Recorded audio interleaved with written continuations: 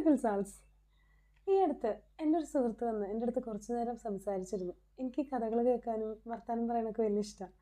അപ്പോൾ അദ്ദേഹത്തിൻ്റെ കുറേ പ്രശ്നങ്ങളും കുറേ പരാതികളും പിന്നെന്താ കുറേ സ്വപ്നങ്ങളെ കുറിച്ചൊക്കെ സംസാരിച്ചു. ഇതിനകത്ത് അദ്ദേഹത്തിൻ്റെ സ്വപ്നങ്ങൾ പലതും എൻ്റെ പരാതികളായിരുന്നു അദ്ദേഹത്തിൻ്റെ കുറേ സ്വപ്നങ്ങൾ. ശരിക്കും അങ്ങനെ സംഭവിക്കാറുണ്ട്. നമ്മൾ ആളുകളുടെ അടുത്ത് സംസാരിക്കുമ്പോഴാണ് നമുക്ക് മനസ്സിലാവുക നമ്മൾ എത്രയും സന്തോഷത്തിലാണ് ജീവിക്കുന്നത്, അല്ലെങ്കിൽ നമ്മൾ എത്രയും ലക്ഷൂറിയസ് ആയിട്ടുള്ള ലൈഫ്, അവരുടെ കണക്കിൽ നമ്മൾ ലക്ഷറിയിലാണ് ജീവിക്കുന്നത് എന്നുള്ളത്.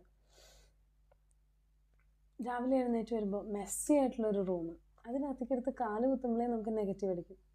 പക്ഷേ അങ്ങനെ മെസ്സിയാക്കി ഇടാൻ 2 കുട്ടികൾ 3 കുട്ടികളൊക്കെ വീട്ടിലുണ്ടെങ്കിൽ അതിൻ്റെ ഒരു സന്തോഷം അത് കുട്ടികളില്ലാത്ത ആളുകൾക്കേ മനസ്സിലാവുള്ളൂ.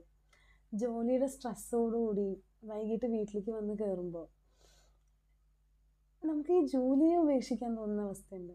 പക്ഷെ എത്ര പേര് ചിന്തിക്കാറുണ്ട് ആ ജോലി പലരുടെയും സ്വപ്നമാണെന്ന്.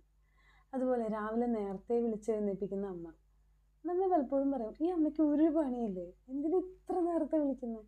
പക്ഷേ ഒരു ദിവസം അമ്മ വിളിക്കാതിരുന്ന നമ്മളുടെ ബസ് മിസ്സാവും, നമ്മളുടെ പല കാര്യങ്ങളും നടക്കില്ല, ചിലപ്പോൾ ബ്രേക്ക്ഫാസ്റ്റ് പോലും കഴിക്കാൻ പറ്റില്ല. അതൊക്കെ നമ്മുടെ ബ്ലെസ്സിങ്സ് ആണെന്ന് നമ്മൾ എന്ന് തിരിച്ചറിയുക? ശരിക്കും നമ്മളത് ചിന്തിക്കുന്നില്ല. നമ്മളെപ്പോഴും നെഗറ്റീവായിട്ട് ചിന്തിക്കുന്നുണ്ട്, അല്ലെങ്കിൽ നമ്മളതിനെക്കുറിച്ച് നമ്മുടെ ബ്ലെസ്സിങ്സിനെ കുറിച്ച് നമ്മൾ ഒട്ടും താങ്ക്ഫുൾ അല്ല. അപ്പോഴാണ് ഇത്തരം പരാതികൾ വരുന്നത്. ഇനി നമുക്കൊന്ന് റിവേഴ്സ് ചിന്തിക്കാം അല്ലേ? Happy reflecting.